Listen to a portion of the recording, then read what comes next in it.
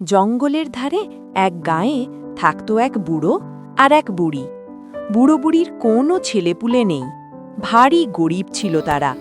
কাঠ কেটে মাছ ধরে বুড়ো কোনো রকমে সংসার চালাত। বুড়ি কোনো কাজকর্ম করত না, এ বাড়ি ও বাড়ি ঘুরে গল্প করে সারাদিন কাটিয়ে দিত। খুব বেশি বকবক করত বুড়ি, কোনো কথা তার পেটি থাকত না, বুদ্ধিশুদ্ধিও কম ছিল তার। তাকে নিয়ে বুড়ো ছিল ভারী যন্ত্রণায়। বুড়ো একদিন জঙ্গলে গেল কাঠ কাটতে। একটা গাছ কেটে তার শেকড়টা তোলার জন্য সে মাটি খুঁড়তে লাগল। হঠাৎ বুড়ো দেখে মাটির নিচে একটা কলসি। তাড়াতাড়ি সে কলসিটা ওপরে তুলে আনল। কলসির ভেতরে তাকিয়ে বুড়োর চোখ কপালে উঠল। কলসি ভরা মোহর। বুড়ো প্রথমে কিছুক্ষণ মাথায় হাত দিয়ে বসে রইল, তারপর বলল, এখন কি করি? এত মোহর এখানে রেখে গেলে কেউ নিয়ে যাবে, আর বাড়িতে নিলেও বিপদ। বুড়ির পেটে কথা থাকে না, সবাইকে জানিয়ে দেবে। তখন রাজার কোটাল এসে ধরে নিয়ে যাবে। মোহর তো যাবেই, শেষে জান নিয়ে টানাটানি হবে। অনেক ভেবে বুড়ো এক ফোন দিয়ে আটল। তারপর কলসিটা আগের মতো মাটি চাপা দিয়ে রাখল। হাঁটতে হাঁটতে বুড়ো এলো এক পুকুরের কাছে। সেখানে জেলেরা মাছ ধরছিল। তাদের কাছ থেকে ছোট্ট একটা মাছ চেয়ে নিল সে। মাছটি নিয়ে জঙ্গলে এসে সে একটি গাছে উঠল। গাছের ডালে ছিল পাখির বাসা। বুড়ো সেই বাসাতে মাছটি রেখে নেমে এলো। তারপর ফাঁদ পেতে ধরল একটা খরগোশ। খরগোশটাকে খালের মধ্যে জাল দিয়ে জড়িয়ে রাখল।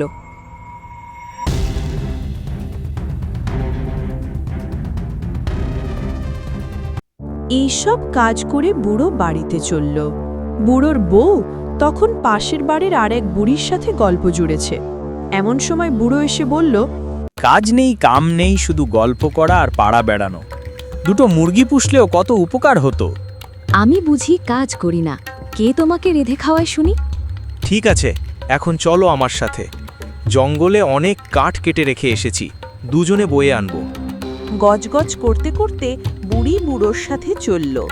হাঁটতে হাঁটতে দুজনে সেই গাছটির কাছে এলো। হঠাৎ বুড়ো বলল, দেখো তো, গাছের ডালে সাদা মতো কি দেখা যায়? তাই তো, তুমি গাছে উঠে দেখে এসো। বুড়ো মুচকি হেসে গাছে চড়ে মাছটা দেখিয়ে বলল, ও বুড়ি, এ যে একটা মাছ। গাছের ডালে মাছ দেখে বুড়ির মুখে রাশ সরে না। সে বলল, এমন কাণ্ড কোনো কালে দেখিনি। গাছের ডালে মাছের বাসা, নিয়ে এসো মাছটা, তেল দিয়ে ভেজে খাবো। আবার তারা জঙ্গলের দিকে হাঁটতে লাগল। সামনেই সেই খাল। এমন সময় বুড়ো বলল, একটা মাছ পেলাম, ভালোই হলো। খালে জাল ফেলে রেখেছিলাম, দেখি কিছু মাছ পড়েছে কিনা।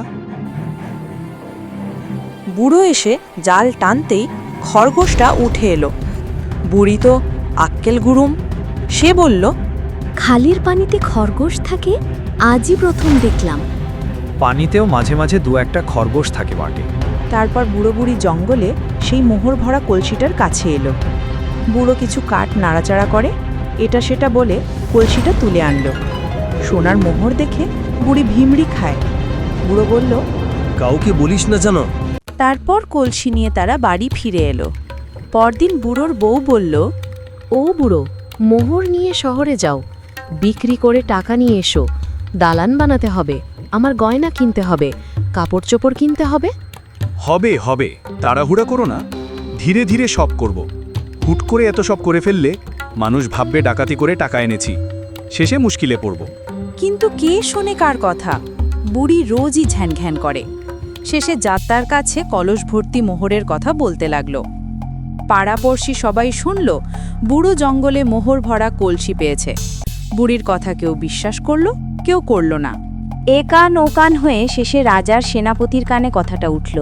সেনাপতি দুজন সেপাইকে ডেকে বলল, যা তো, বুড়োকে ধরে নিয়ে আয়, ব্যাটা সত্যি মোহর পেয়েছে কিনা জিজ্ঞেস করে দেখি। সেপাইরা বুড়োকে বেঁধে সেনাপতির সামনে হাজির করল। সেনাপতি চোখ পাকিয়ে বলল, কি হে বুড়ো, তুমি নাকি জঙ্গলে কলসি ভরা সোনার মোহর পেয়েছ? গুপ্তধন পেলে সাথে সাথে মহারাজার তোষাখানায় জমা দিতে হয়, জানো না? বুড়ো সেনাপতির কথায় অবাক হবার ভান করে বলল, সে কি হুজুর, কোথা থেকে এ কথা শুনলেন? কেন, তোমার বউ নিজেই বলেছে। হুজুর, বুড়ির মাথার কোনো ঠিক নেই। সে রোজই এরকম উল্টোপাল্টা কথা বলে। আমাকে একেবারে জ্বালিয়ে মারল। সেনাপতি রেগে উঠে বলল, মোহর পেয়ে লুকিয়ে রেখে এখন বউয়ের বদনাম করছো? তুমি তো ভারী শয়তান দেখছি। বুড়িকেই জিজ্ঞেস করে দেখুন হুজুর, মোহর আমি কখন পেলাম, কোথায় পেলাম, আমি তো কিছুই জানি না। বুড়োর পিছু পিছু বুড়িও সেনাপতির দরবারে এসেছিল। সে বলল, বলে কি বুড়ো, আমি নিজের চোখে দেখেছি। সেই যেদিন গাছের ডালে মাছ বসেছিল আর খালে জাল ফেলে খরগোশটা ধরলে, সেদিনই তো জঙ্গলে মাটি খুঁড়ে মোহর ভরা কলসিটা নিয়ে এলে। বুড়ির কথা শুনে সেপাই, মন্ত্রীলোক লস্কর সবাই হেসে গুড়িয়ে পড়ল।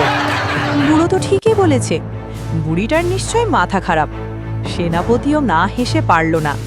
সে বুড়িকে দিল এক ধমক, বলল, ভাগ এখান থেকে।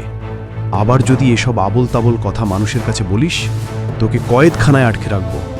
বুড়ি আর কি করে মুখখানাকে হাড়ি বানিয়ে বাড়ি ফিরে গেল। কয়েদখানার ভয়ে বুড়ি কারো কাছে আর মোহরের কথা বলতো না। বুড়ো হাফ ছেড়ে বাঁচল।